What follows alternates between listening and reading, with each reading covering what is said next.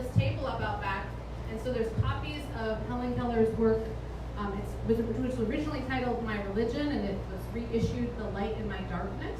So there's copies of that for sale if you'd like to purchase one. And then there's also bracelets that have a Helen Keller quote on them. Life is a daring adventure or nothing, which comes from a larger part of her works. So you can purchase a bracelet. And then there's also some information on the Helen Keller Spiritual Life Center, which is an initiative that we are working on in Cambridge, that I'm going to be speaking about more Tuesday evening, I believe, at, Trevor, I'm looking at you, 8 p.m.? 8 p.m. here at the lecture hall. But there's also some information there you can find out more about, and there's actually a sign-up sheet if you want to get on our mailing list to hear about how that's unfolding. Bracelets. And I guess you can pay Caroline or Serena if you want to buy something.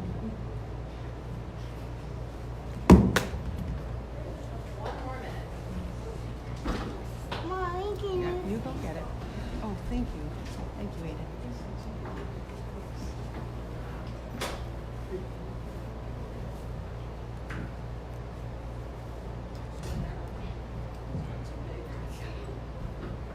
They both have.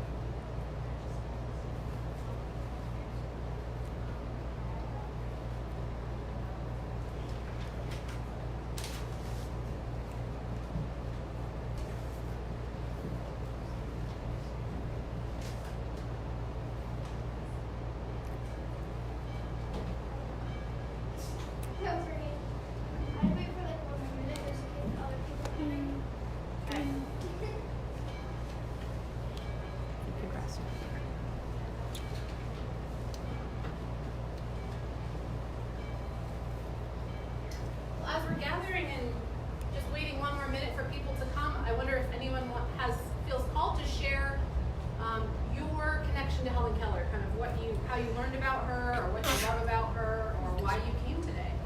Anybody feel like sharing? Caroline? I came today because I just heard about it.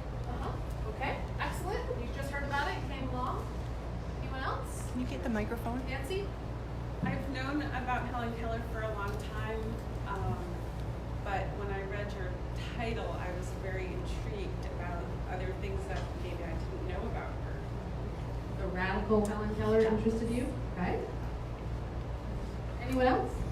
Debbie? Well, I've always been interested in Helen Keller also, and I've read about her, but I wanted to hear you, so I've missed you, and that's my main reason, I think. Well, thank you. I'm happy to be back. Honest, I was really good to see you. As many of you know, I served the Freiburg New Church for several years ago. Yeah. So, This many years ago. This many years ago, yeah, as big as that one is right there. Excellent. Anyone else want to share their connections to Helen Keller? Oh, Zachary, what is that? Why are you here today? I wanted to so could we Because you wanted to watch the show? Yeah. Okay. You have more to share? Well, I need to do Caroline one says she more likes thing. strong women. I like that answer. That's a good answer. Well, Helen Keller certainly was a very strong woman. Are we ready to start with, okay, I guess we're going live. All right, well, good afternoon, everybody. I'm really glad to be here and doing this presentation today about Helen Keller. These are my children over here that are wiggling, and I think they'll be heading out soon. We'll see how long they last. I'm Sage Cole. I am the minister of the Cambridge Swedenborg Chapel, and one of the primary reasons I'm offering this talk today is Helen Keller has become a real inspiration for us in Cambridge, and we are starting an initiative to seek to build a new center at the Swedenborg Chapel in Helen Keller's name, which we wish to call the Helen Keller Spiritual Life Center. And I hope after you hear my presentation today, you'll have a better sense of why that might be a really great idea. And maybe you already know that it's a really great idea just by knowing who she is. So I'm glad to be here, and I hope that my aim with this talk is that all of you will get something out of our time together, whether you know very little about Helen Keller, or whether you know a whole lot, maybe a lot of things I don't even know about her. And one of the ways I hope that will happen is I'm going to invite you over this next hour to think about Helen Keller's life from some different lenses. And also maybe to think about the ways in which her life was really shaped by some of the stereotypes, some of the prejudices, and to issues that existed in her time, and then reflect on what's going on in our time. And when we first got this vision to dedicate a center at the Swedenborg Chapel after Helen Keller, my first thought was she's such a woman of our time. And I hope that as you hear more about her story, you'll really get that sense. So let's get started. So first, I think it's important for us, as we seek to think about Helen in a more complex way, and to really widen our understanding of Helen, to first start to think about some of the maybe more simplistic and one-dimensional ways that she's remembered. And the first way is certainly the miracle. How many of you have seen The Miracle Worker? Okay, it's a very popular movie. It's been remade a couple of times. Started out on Broadway. And there you see Patty Duke reenacting the scene of Helen Keller at the water pump, which is sort of the iconic moment that we look to and remember her awakening into language. This was the moment in the film where she first associated, this sign that my teacher is making in my hand means this thing that I experience, water. And then this statue of her, there's now a statue of her in the rotunda at the rotunda at the U.S. Capitol. And so there's a statue that was made of her, and here she is again at the water pump. So this idea of her as the miracle, and specifically the miracle child, is one of the best ways that people remember her. And one of the ways this is a bit one-dimensional is, for one, she's a child, and she lived to be much older than this. But the story of her childhood and her coming into language is one of the things people most know about. And then the other piece is, she's the miracle because of the miracle worker, Anne Sullivan, her teacher. So in some ways, this image of her as the miracle doesn't give her a whole lot of credit. A lot of the credit goes to her teacher, Anne, as someone who brought language to her, who brought that to her, and kind of where does Helen live in that relationship? Another more one-dimensional image that we sometimes hold of Helen Keller is that she was a saint. This is a picture of her traveling in Japan with many children and flocking to kind of touch her and be near her. Hundreds of thousands came out when she would visit Japan. And as she aged and as she grew, this idea of Saint Helen was also an image of her that was maintained and perhaps is still alive and well today. It's very much connected to her role as a miracle. This miracle came upon this woman who was deaf and blind. And throughout her life, her image was very shaped to lift up this idea. I mean, in some ways, she was a saint. But this image leaves out a lot of her humanity, her status as a woman, her sexuality, other aspects of her imperfect human nature, and can perhaps make her also a little bit one-dimensional. And then the third, I hope that we're not going to be offended by this, but the third is, honestly, Helen Keller the joke. There's a whole genre of Helen Keller jokes. How many of you have heard a Helen Keller joke before? Maybe you don't want to admit it, that's fine.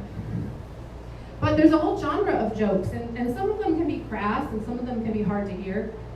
But at the same time, a lot of scholars who look at this genre of jokes, which really arose in the 50s, took up more energy and speed after 1975 when the Americans with Disability Act was passed, and more people were interacting with people with different disabilities. But some scholars say that this genre of the joke, or the reason Helen Keller becomes such a subject of jokes, in part is because of this actually, pretentious symbol that is a little bit too good to be real, of the saint, this miracle, removed from humanity. The feminist literary critic Mary Klieg says that the joke can actually be a feminist act because it reclaims Helen's body, her physicality. And then the folklorist Mac Barrick says that it erases the pity normally felt towards the disabled. So the joke teller and the listener accept one another on equal terms. So whether or not you agree with those statements, we can sort of think about how these different images of Helen and these lenses that we look at her, maybe the joke is kind of balancing out this more this high kind of pedestal that she's put on in these earlier names, labels that we put on her. So I hope at the end of our talk we'll have a much more fleshed out understanding. So let's talk about her life. And if any of you have read anything on Helen Keller, you know that in 1 hour I cannot possibly tell you all about her life. So we're going to focus very much on the more radical aspects of her life. But I do want to touch on a little bit of her origin story. So she's born in Tuscumbia, Alabama, June 27th, 1880. And she's born a perfectly healthy child. She's actually, from what I hear about, and after having my own children, she wasn't just healthy, but kind of advanced. At 6 months, she was already able to say tea and howdia. And she knew the word for water. She knew what water was, and she called it wawa, which I find quite interesting when we think about that coming into awareness. She already had that language. She also was walking at 1 year old. She was off and running, able to experience the world and interact with it, and she was very beloved by her parents. And then it was when she was 19 months that she experienced this illness that Caroline mentioned, which today doctors think it could have been scarlet fever or meningitis, that brought on this very high fever for several days. They thought she wasn't going to make it. And then on I believe the 4th day, she started to come out of it and seemed to be fine again, until her parents realized that she couldn't hear and she couldn't see. This was a great devastation to her mother, Kate. And you can read a lot more about their relationship, but Kate Keller was about 20 years younger than her husband. Helen was the joy of her life. She didn't ever give her up to an institution, which was what many people encouraged her to do at that time. She really didn't know what to do. And I can imagine, having children myself, how hard it is to manage them. And here's a child who doesn't know her impact on others and can't read their reactions. So if you've seen The Miracle Worker, you certainly know how we sometimes characterize what that childhood might have been like. But for 7 years, she lives in this dark, quiet place without people who are able to communicate effectively with her. At the same time, though, she did communicate to some degree. She had signs for all the people in her house, for the people who would visit regularly. Her mother, she would pat her cheek to talk about her mother. She would put on imaginary spectacles and hold up a newspaper to indicate her father. So she had signs, and she was able to communicate what she wanted, those most basic needs, which is quite remarkable. But of course that system wasn't very flexible. It didn't allow for a lot of two-way communication. So her mother continued to seek some way of finding healing for her daughter, bringing her to specialists and doctors. And finally, she met somebody in Baltimore who suggested that she go and visit the great Alexander Graham Bell, whose mother was deaf and whose wife was deaf, and had a strong love of the deaf community and a desire to support and help them. Actually, the telephone that he invented was really part of where it came from, was his desire to help deaf people to hear. So they went and saw Alexander Graham Bell, and he suggested that they go to the Perkins Institute for the Blind up in Boston, or that they contact there and see if there might be a tutor who could come and work with Helen. So then this is when, of course, the famous Anne Sullivan arrives in Tuscumbia. So Anne arrives on March 3rd, 1887, and what I find fascinating is that water incident that we hear about happened in April.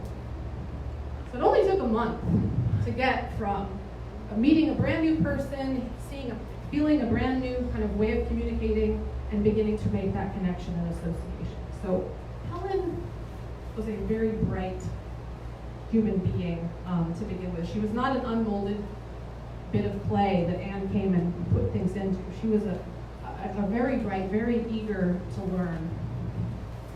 So it only took about a month, and they were starting to communicate. She was starting to teach Helen how to understand language. And I just want to read a portion of Annie's account upon first meeting Helen.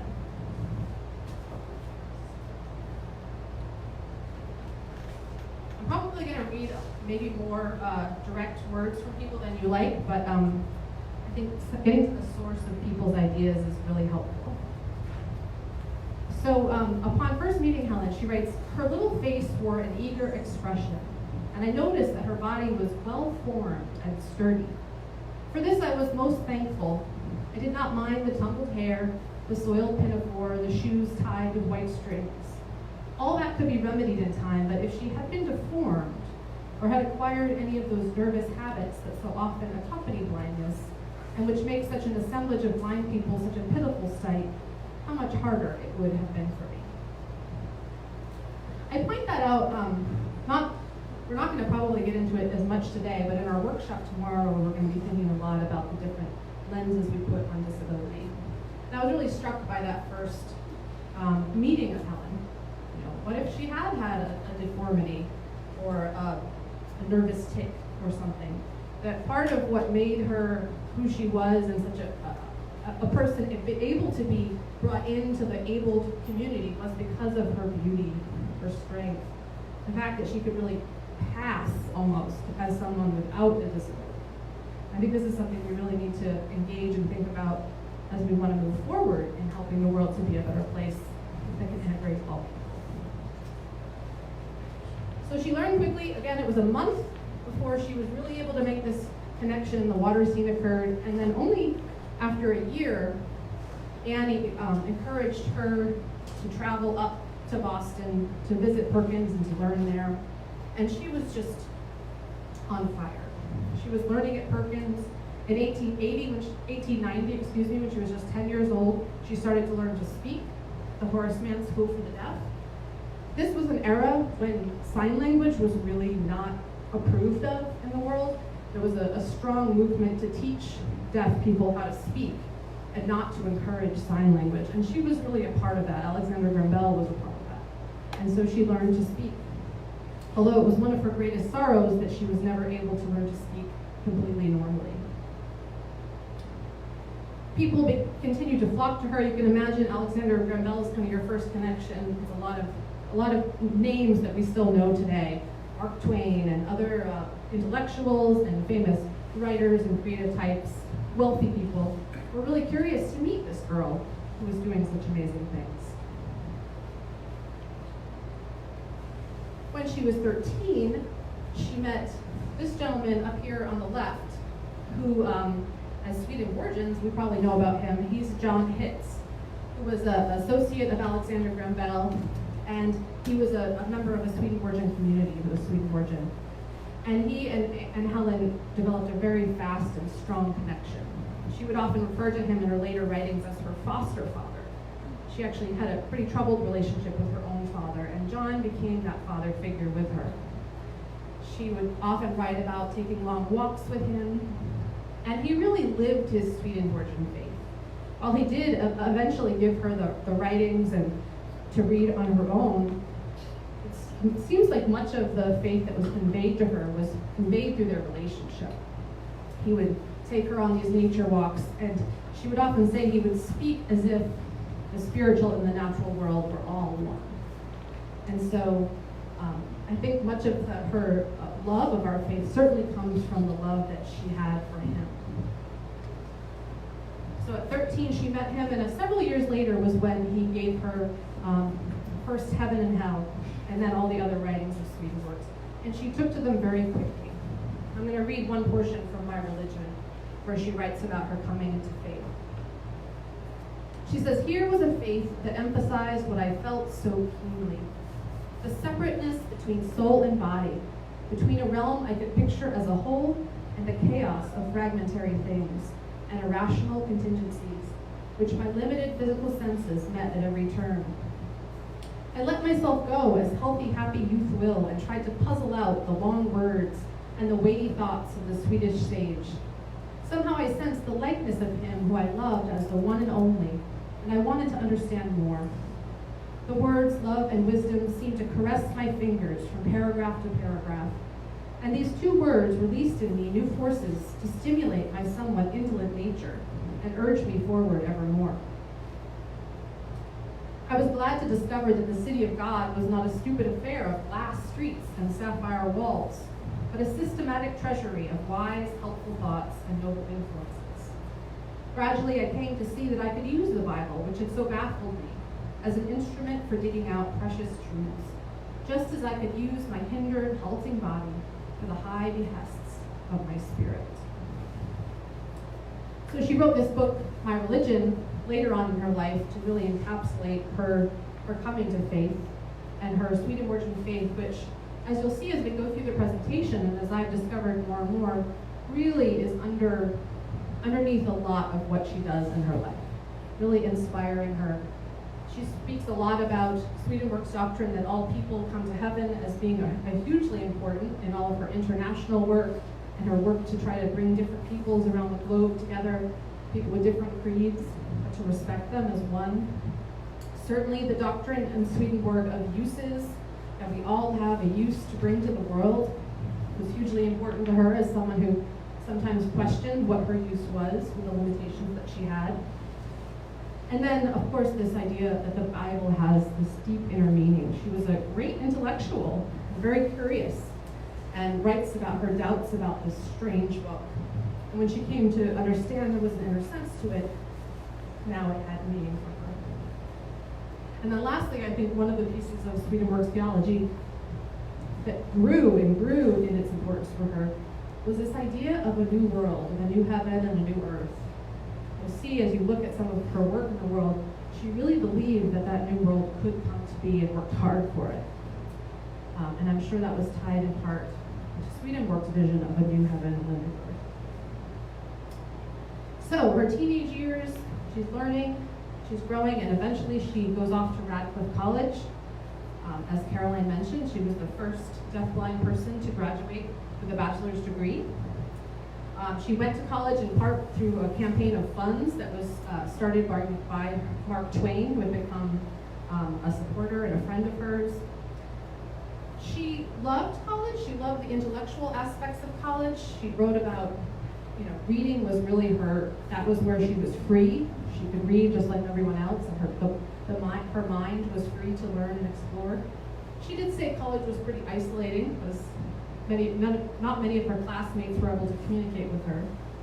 And it was also, college is hard for all of us, so I can only imagine. All of her lectures had to be interpreted through Annie Sullivan and into her hand. And there was also, which continued, questions of her legitimacy. So all of the exams she had to take without Annie present. And they would have someone else who maybe didn't really know fingerspelling that well, having to communicate with her. The hoops that she went through to try to do this are just really unimaginable today. But she did it, and she graduated in 1904. And at the same time, she graduates and also publishes her first book, The Story of My Life. After graduation, she goes to live in Wrentham, Massachusetts with Annie, and then also John Macy, who ultimately will marry Annie Sullivan in 1905. And this is when her political life really starts to get going. She writes about how in college she struggled because her professors would often talk about, ancients of the past, but weren't really engaging the issues of the time. And once she leaves college, she's able to really engage those issues in a new way. At Wrentham, she's gathering with other intellectuals. John Macy he's a Harvard professor and an intellectual himself. Lots of rich conversations happening. And this is where she first is introduced to the ideas of socialism. She says that the first book that she reads that starts to turn her on to these ideas is H.G. Wells' New Worlds for Old. And one of the things that Wells writes in that book is really interesting when we think about the course of Helen's life.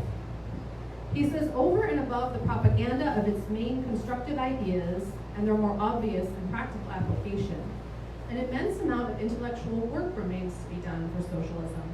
The battle for socialism is to be fought not simply at the polls and in the marketplace, but at the writing desk and the study. And this is certainly where Helen spent a lot of her time. So you can see in that Helen really feeling this call of, wow, I can really participate in this. I can be of use in this greater movement.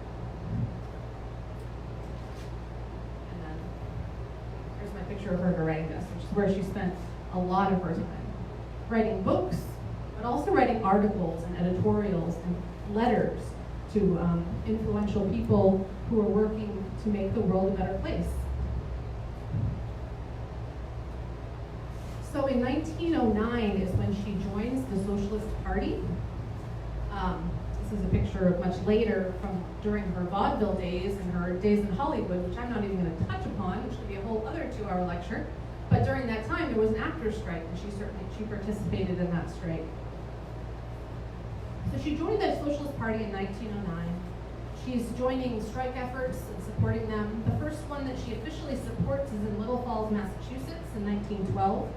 She sends $87 to help the workers and a letter of encouragement that is then read by John Macy at the strike. And this is where I want to read something that's a little bit longer. I hope it's not hard to listen. But,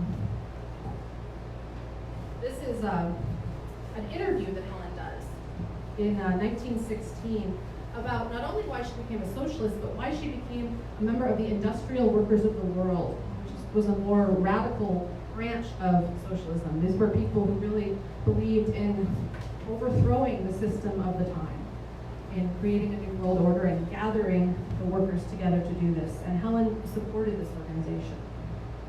And I think this interview just really encapsulates her socialism. So let's listen. This was done by Barbara Bindley, and it was published in the New York Tribune. I asked that Ms. Keller relate the steps by which she turned into the uncompromising radical who now faces the world as Helen Keller and not the sweet sentimentalist of women's magazine days. She says, I was religious to start. I had thought blindness a misfortune.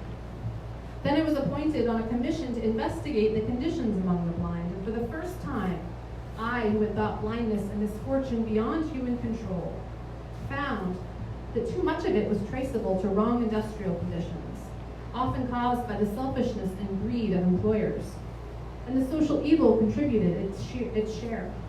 I found that poverty drove women to the life of shame that ended in blindness.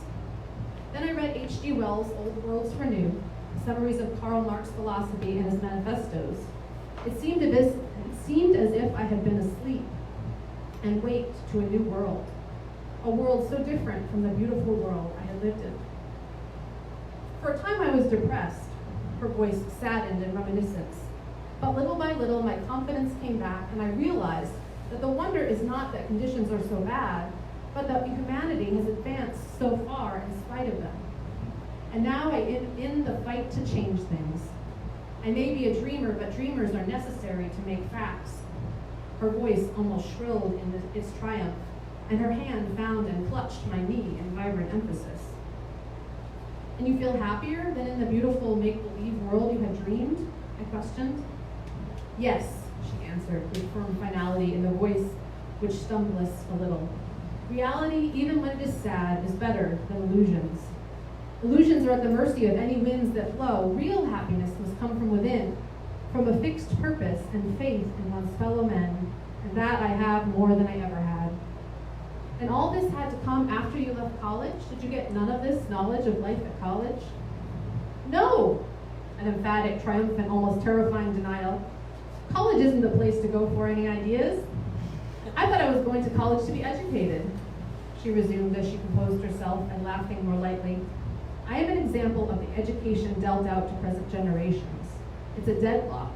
Schools seem to love the dead past and live in it. But you know, don't you, I pleaded through Mrs. Macy and for her, that the intentions of your teachers were for the best. But they amounted to nothing, she countered. They did not teach me about things as they are today, or about the vital problems of the people. They taught me Greek drama and Roman history. They celebrated achievements of war rather than those of the heroes of peace. For instance, there were a dozen chapters on war where there were a few paragraphs about the inventors. And it is this overemphasis of the cruelties of life that breeds the wrong ideal. Education taught me that it was a finer thing to be a Napoleon than to create a new potato. It is my nature to fight as soon as I see wrongs to be made right. So after I read Wells and Marx and learned what I did, I joined the socialist branch. I made up my mind to do something, and the best thing seemed to join a fighting party and help their propaganda. That was 4 years ago, and I have been an industrialist since. An industrialist, I asked, surprised out of my composure. You don't mean an IWW, a syndicalist. I became an IWW because I found out that the Socialist Party was too slow. It is sinking in the political bog. It is almost, if not quite, impossible for the party to keep its revolutionary character so long as it occupies a place under the government and seeks office under it. The government does not stand for interests the Socialist Party is supposed to represent. Socialism, however, is a step in the right direction, she conceded in her dissenting hearers. The true task is to unite and organize all workers on an economic basis, and it is the workers themselves who must secure freedom for themselves, who must grow strong. Ms. Keller continued, nothing can be gained by political action. That is why I became an IWW. What particular incident led you to become an IWW? I interrupted. The Lord's strike. Why? Because I discovered that the true idea of the IWW is not only to better conditions, to get them for all people, but to get them at once. What are you committed to, education or revolution? Revolution, she answered decisively. We can't have education without revolution. We have tried education for 1900 years and it has failed. Let us try revolution and see what it will do now. I am not for peace at all hazards. I regret this war, but I have never regretted the blood of the thousands spilled during the French Revolution. And the workers are learning how to stand alone. They are learning a lesson that will apply to their own good out in the trenches. Generals testify to the splendid initiative the workers in the trenches take. If they can do that for their masters, you can be sure they will do that for themselves when they have taken matters into their own hands. And don't forget, workers are getting their discipline in the trenches, Ms. Keller continued. They are acquiring the will to combat. My cause will emerge from the trenches stronger than it ever was. Under the obvious battle waging there is an invisible battle for the freedom of man. And this finally from the patience-exhausted, gentle little woman. I don't give a damn about semi-radicals. Gradually, through the talk, Helen Keller's whole being had taken on a glow, and it was in keeping with the exalted look on her face and the glory in her sightless blue eyes that she told me, I feel like Joan of Arc at times. My whole being becomes uplifted. I too hear the voice that says, come, and I will follow, no matter what the cost, no matter what the trials I am placed under. Jail, poverty, calumny, they matter not. Truly, he has said, woe unto you that permits least of mine to suffer. I didn't think I could say that any better than her, so I'm going to read that. So you can see there that her socialism is really very strong. And as we look at some of the other issues that she faced in her life and the causes that she supported, much of them really are still grounded in this foundational belief that all people should have the sustenance, the support that they need to thrive in the world on an equal basis, and no one should be left behind. She was an advocate for women's suffrage. This is where kind of the feminist name in my title came from. And again, as the radical that she was a supporter not just of women's suffrage in general, but of the most radical suffragist organization, the National Women's Party. And this is a picture of them picketing outside in front of the White House, which is something they did nearly every day for several years. She also was a supporter of Margaret Sanger and birth control for women. But more, again, even with birth control, it was more about support for the poor and helping people to come out of poverty than necessarily an argument around women's autonomy to be in charge of their own bodies. She wrote several articles about women's suffrage. One of them was particularly interesting because it's about keep husbands in the home, is the title of it. But this is just a short paragraph from one of her articles called Why Men Need Women's Suffrage. The dullest can see that a good many things are wrong with the world. It is old-fashioned, running into ruts. We lack intelligence, direction, and control. We are not getting the most out of our opportunities and advantages. We must make over the scheme of life, and new tools are needed for the work. Perhaps one of the chief reasons for the present chaotic conditions of things is that the world has been trying to get along with only half of itself. Everywhere we see running to waste women force that should be utilized in making the world a more decent home for humanity. Let us see how the votes of women will help solve the problem of living wisely and well. When women vote, men will no longer be compelled to guess at their desires and guess wrong. Women will be able to protect themselves from man-made laws that are antagonistic to their interests. Some persons like to imagine that men's chivalrous nature will constrain him to act humanely towards women and protect her rights. Some men do protect some women. We demand that all women have the right to protect themselves and relieve man of this feudal responsibility. She always had a like edgy way of writing, which I really appreciate. So obviously she was, I feel pretty free calling her a feminist. It wasn't a term used at the time, but she was someone that supported women's equal involvement. Although again, it was really grounded in this socialist ideal of all people being equal, having an equal part of society. Another cause that she supported was the cause of the National Association of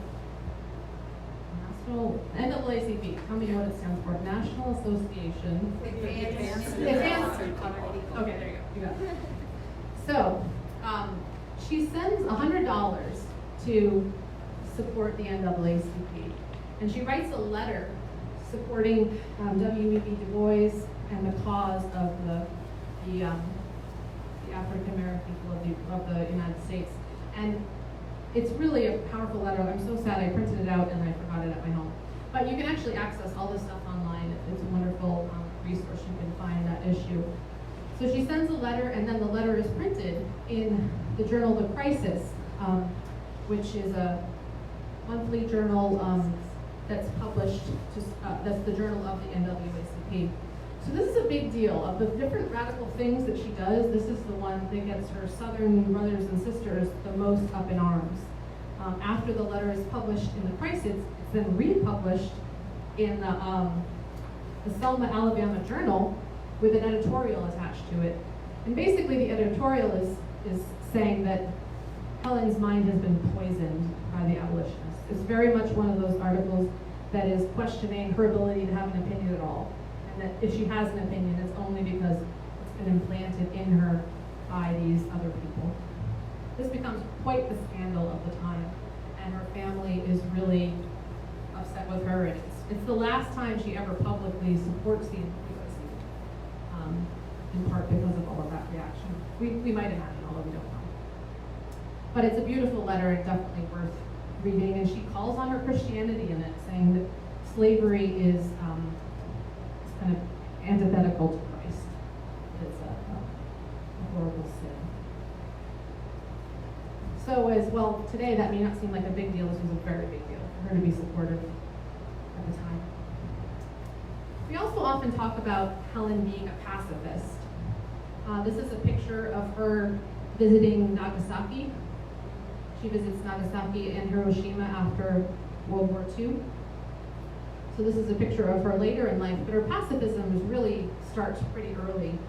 She vocally speaks out against World War I, which again was quite radical at the time. People were very proudly marching off to war, and she was speaking against it. Again, very much connected to her socialism. She saw war as a system for profit making for those who owned the materials of wealth, and certainly pacifism, though, in a larger sense of being against the evils that war involves. I want to read a portion about that. One of her speeches in 1916, I believe.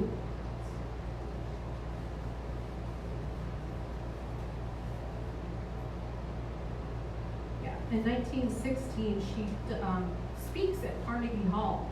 Not only does she write, but she travels quite frequently and and speaks. Sometimes just directly, but usually she speaks and then is also interpreted by Anne or Polly who travels with her. And this speech was called Strike Against War. And it ends like this: strike against war, for without you no battles can be fought. Strike against manufacturing shrapnel and gas bombs and all other tools of murder. Strike against preparedness that means death and misery to millions of human beings. Be not dumb, obedient slaves in an army of destruction. Be heroes in an army of construction. So she's very, very vocal at the time. And after visiting Nagasaki and Hiroshima and the people of Japan, who she'd seen before the war, and then went back to see all of the destruction that was there, she writes to one of her close confidants, Nellie, yes, who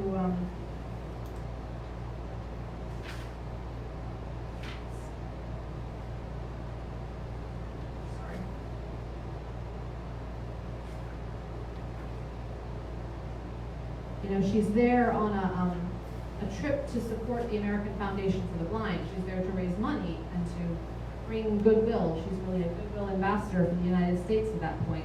So she's got to have a good face on, and she's got to smile, and she's got to represent her country. And at the same time, she is just heartbroken to see the devastation that she's finding there. And so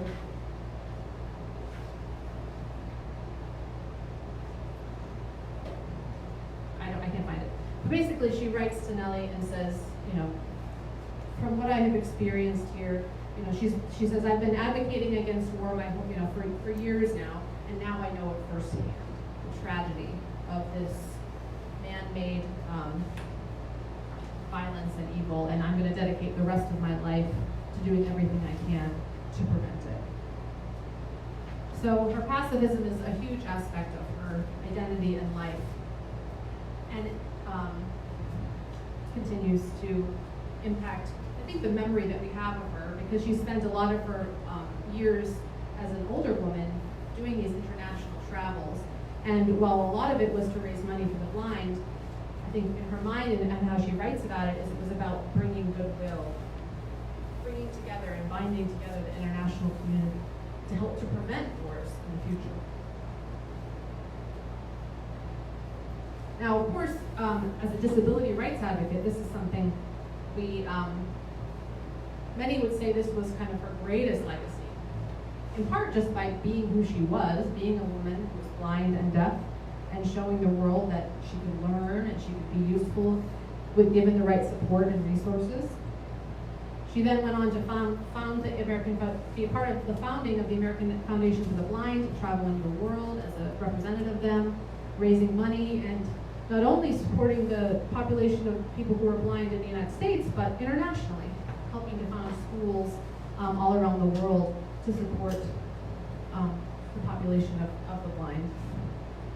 Again, it's interesting, I think, in part because, I guess, in some ways we all have to choose. We can't all do all the things. But I think it was probably even more so for her, as a woman with a disability. Those were the things that she was able to speak with the most authority about. She often writes frustratingly that, everybody wants to hear about me and see me come if I'm talking about the blind, but nobody wants to hear about my socialism. Nobody wants to hear about these other aspects of my life and my perspective. That somehow her perspective wasn't as valid in these other areas. But for the blind, she did amazing work. And even there, she had to choose. She was not working for the deaf as much, although she did help in some ways. It was her work for the blind that made the largest impact. So I like this picture. She's drinking some whiskey, I think. And this is just a picture of her happy and having a cocktail.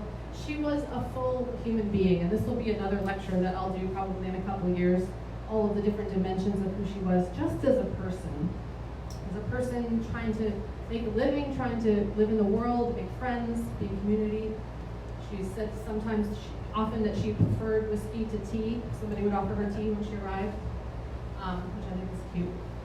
And She had a love affair earlier in life that is not often remembered, but wasn't allowed to marry or to pursue that love affair because of her disability, because of an assumption at the time that someone with a disability shouldn't procreate because of her fears of what their children, whether they could care for their children or what they would pass on to their children.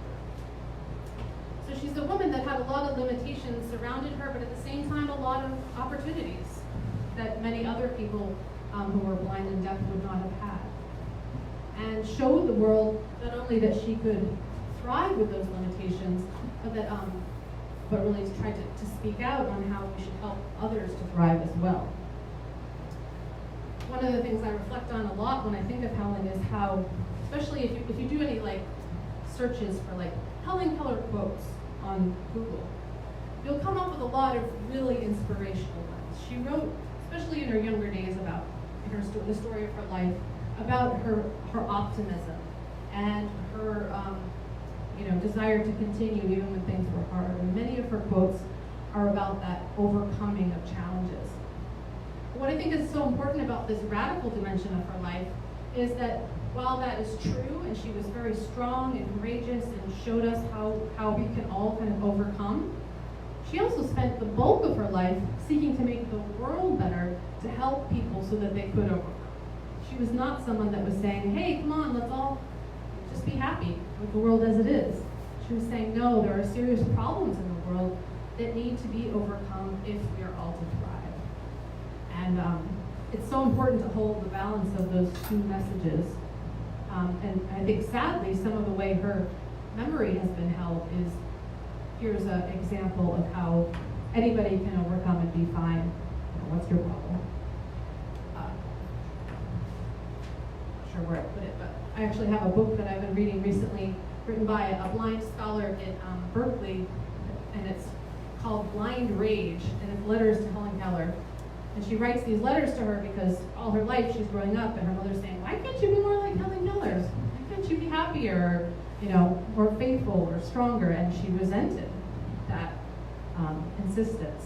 And the book kind of goes through her resentment and rage, but then comes to a place of really appreciating Helen and the way she was able to thrive even within the myth that was set upon her. So I know one of the things I'm really curious about exploring as I learn more about her life is these different dimensions. And the way a lot of the issues that I named in here, if not all of them, are still issues. We still are, and maybe even more so today, in terms of people not having the resources they need to thrive, and there being war, and women still needing more support to be equal citizens of this country. There's still oppression for African American people. We still struggle, and the way in which she was trying to change the world, in some ways, she had a red flag in her study. She was a supporter of the Russian Revolution, and the history has shifted since that time. But I don't think she ever gave up, and she lived through both world wars. She died in 1968, so she saw the way that her ideals then were lived out. It wasn't always lived out in the way that she hoped, but she never gave up on that vision. And I think that's one of the things we're having to all meditate on now. Just because something doesn't go well once, does that mean we throw out the whole idea entirely?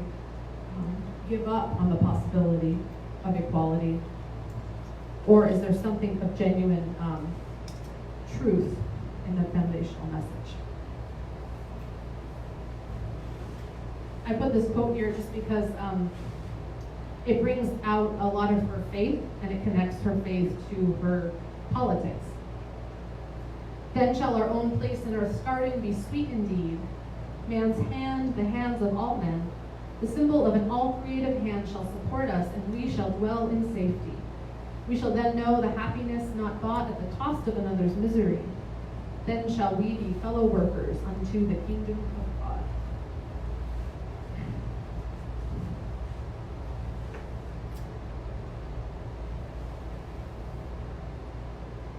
That's the last one. And then I have a bibliography, if anyone would like to see that afterwards.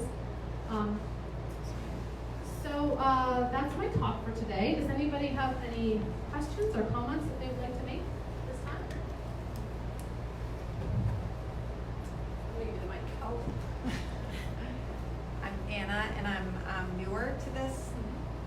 denomination. And so my question is that common that people in this denomination speak up on behalf of social and political issues and, take a stand for humanity? Right. That's a good question, and I think my answer, there's other people in the room, may have different answers, is yes and no. And often people take stances on political issues, and yet some people will take one stance and some will take the other. During the Civil War, there were actually differences in Swedenborgian interpretations of that time. So it's always been a pretty diverse community in terms of perspectives or certainly collective action. And Helen Keller is an interesting case. She was devoutly Swedenborgian. She never joined the church. So she was never a member of a particular society. She did, at the end of her life, receive communion from a Swedenborgian minister, and she always was very supportive of the community. But there's sort of a heritage, I think, of individuals taking their own stance and perspective. And there have been great individuals in the life of the denomination. But I don't know, what other ministers say here about collective action within the denomination or the church? I think they're giving you their answer. It's a mix. I'm not a minister. Oh, that's okay, you can have an opinion. It's not really an opinion. Closer to the mic, please. Yeah, It's not an opinion, it's more of a thought. Thought being that humanists are not necessarily Christians, but Christians can be humanists. But they aren't necessarily called humanists. Do you know what I mean? Oh, yeah. And so it's humanists are humanists, and Christians are Christians. And they're led more by the Holy Spirit, hopefully, and they are led by the rage that can come from people who are feeling oppressed in any kind of way. And that rage can also turn, as it did with Nicholas and Alexander and their children all being murdered, and people coming into your home and saying, you have too many rooms here and we're going to take the rooms away from you. So rage is something to address, I think, in this situation. When I first heard of Helen Keller, of course, I was a child, and when I saw how enraged she was, that she could not say the word water, and then finally she got so angry, or I don't know where it came from, but she finally got that and was trying to tell her it was water. So I think the rage issue is very interesting to address with Helen Keller, and where that went to in her, and where it is in women who are oppressed and feeling downtrodden.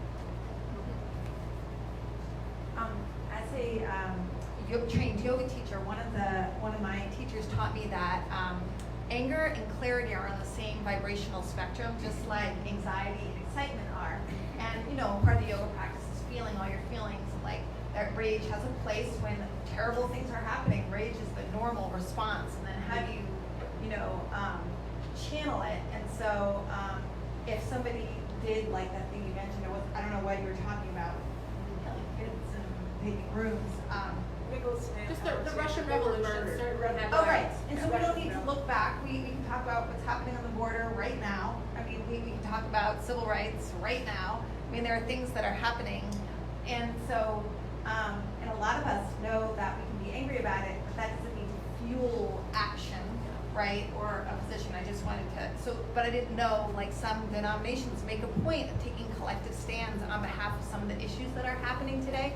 And other denominations, I think, get a little afraid of what that will do. So, yeah. Yep. That's all very true. And I would say we have our current president of the denomination has put out letters. There was a letter that was put out on behalf of the denomination about the children at the border. So there are people who are taking a stand, and we're all welcoming everybody to get on board. I think one of the theological perspectives of Swedenborgianism is this idea of freedom. So it's always every time an issue is kind of addressed, there's always freedom for each church, each person to kind of choose how they're going to respond. I do want to say something about rage. I think you're right. I think rage is Swedenborg actually speaks about anger and zeal and how it has to do with something we love being harmed, and that's this appropriate response to be angry. And I don't think of Helen as a rageful person. Actually, we have to remember the Miracle Worker was a Hollywood film, and actually, if you read about that incident, it wasn't really as big and glamorous. I mean, Hollywood likes a climax, so the water scene was like the climax. But she'd already learned some words at that point. What Annie was actually trying to teach her was the difference between a cup and what goes into a cup. That, and because she was getting that confused, and so she was teaching her the water. Oh, this is water that goes into the cup. So I can imagine she had anger, and my 5-year-old has all of his sights, and he's angry all the time. So there's a lot of anger that happens just in our maturing, and certainly it must have been hugely frustrating to not be able to see and hear. But I also don't really think of her as a woman who was more oppressed than other women. I mean, in some ways she had more freedoms than many other women did. So I think rage, certainly war always involves evil, and there's always anger involved, and it's never pure and good. There's always messiness in it, and certainly, she's also a pacifist. So it was a combination of revolution for a better world, but also not wanting to see war for war's sake. I think it's all quite complicated, but I, for one, part of the reason I'm so excited by her is I think she's a wonderful example of how we can bring our faith and our politics together, and we can recognize the importance of all people in having the conversation.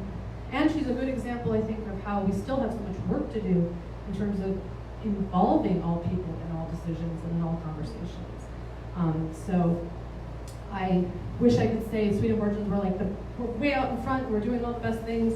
I think we're doing the best we can, I think we're doing well, and I think we can do better. And I think Helen's a great person to lift up at this time for our community to help us to sort of think about how we can do better. Not that we all have to exactly adopt her politics, but we can think about them and think about where that comes from. I'd like to address a subtle form of discrimination that is very prevalent in our society, and that is the use of language surrounding, in particular, blind people. And you take the example of blind rage. Well, it was the title of a book. I wasn't saying there's No, but that's an excellent example of when somebody is angry. Oh, sure. Very often you will read or hear blind rage. Now, what is it about rage that should be coupled with blind? Also, terms like the blind leading the blind, as if blind people are unable to lead. There are several other phraseology that we use, and we have made advances in other areas. For instance, the N-word. It's never spoken now, at least among white people. And that is, even in spite of our problems, it represents an advancement. Ethnic jokes are very much, remember when, I don't know, I'm of an age where ethnic jokes were prevalent. We don't hear ethnic jokes much anymore. I just believe that when we couple negative terms with the word blind, we're using a form of discrimination.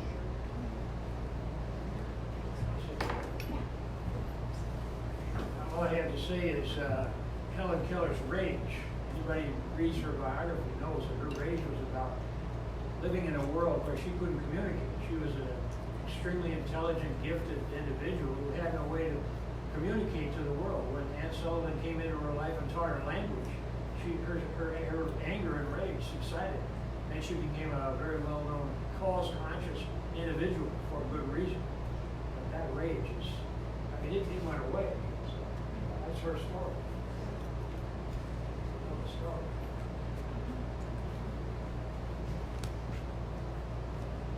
I was thinking about the causes that she was working towards, and the idea that she couldn't really get married, those types of things. And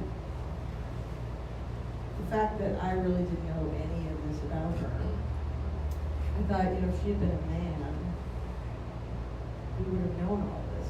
It would have been highlighted in history, and she would have had more freedom. So it's just interesting that she was so right on with everything she was working towards, not just because of her disability, but just the fact that she was a woman. That we're still discriminating against in a way. But I'm so happy to hear more about her life and everything she stood for. Thank you. Well, and it's interesting, so in doing this research I was doing about Helen Keller jokes, which I know is not maybe that's fun to talk about. You know, some of them in terms of being kind of, what's the word? Well, just bringing up issue. I mean, often humor is how we kind of tell the truth sometimes, or, you know, so one of the most popular Helen Keller jokes is, why couldn't Helen Keller drive? Because she was a woman. That's the joke. So it's showing a misogynistic idea through kind of turning on its head this idea of her disability being a limitation. And I definitely think her as a figure, I mean, when I first imagined this new center we're going to create, the fact that she's a woman is certainly also part of why I'm excited about it. Because I think we need to lift up women more in the world today. And I thank you for your comments about language. In our workshop tomorrow, for those of you who can come, we're going to be thinking a lot more about that. Because I think we're at a time now where we're really investigating more intentionally, we need to, how we use language to oppress one another. And a lot of the areas of life, you know, it's like, in each generation there's like certain things that's okay to make fun of or criticize, and we're starting to say, well, why is that? You know, and now today there's a lot of like, why do we get to make fun of fat people? Like, let's not do that anymore. Like, what is it about that makes it okay? Or why can we make fun of different ethnic groups or different, you know, that we're really trying, I think it's so important to think about how we judge what is normal, what is good, and why it is that certain people are outside of that circle. So I'm looking forward to that and having that deeper conversation tomorrow. Any other comments or questions, Trevor? This address has been live streamed on our Facebook page, and there's an online comment I'd just like to share from Sue Dittmeyer. She wrote that Helen Keller was a radical thinker and was silenced a lot, but there's still remnants of it available. Glad Sage is talking about it.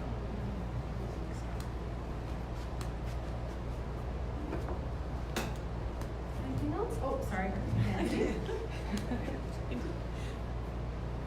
I just wanted to comment that when I was looking for a photo to put on Facebook to promote your event, I was just struck by how many beautiful photographs there are of her and her life, and it was just, I could have spent all day, literally, just all day looking at them.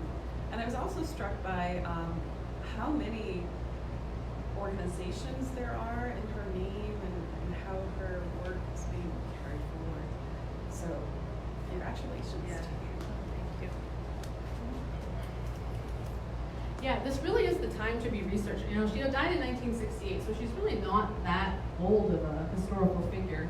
But this is the time, I think, to be thinking about her legacy and how it will move forward. And there are so many resources. The American Foundation for the Blind has digitized all of their collection of writings and letters, so you can go online and look through all of it. Perkins Institution still has a huge collection. I got to visit there and see some of their, they had quite a few works of Swedenborgian in different raised type and different, because there were like 6 different kinds of Braille at the time that Helen Keller was trying to learn Braille. She knew all 6. She's also one of the reasons there's one type now. So yeah, there's just so much, there's a wealth. And more recently, in 2004, there was a book published called The Radical Lives of Helen Keller, where more of this is coming out.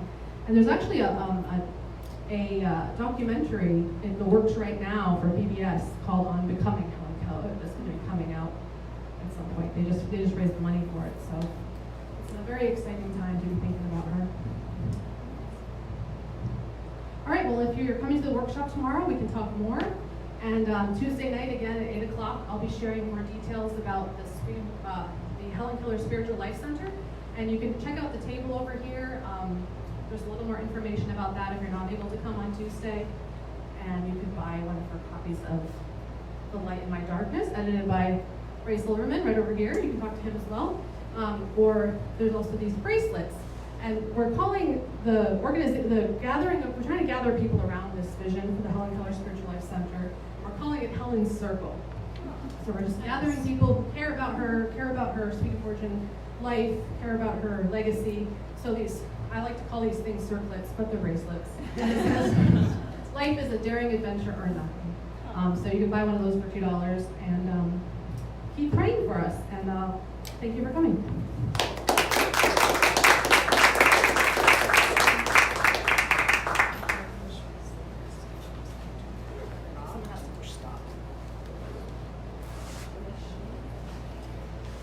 Finish.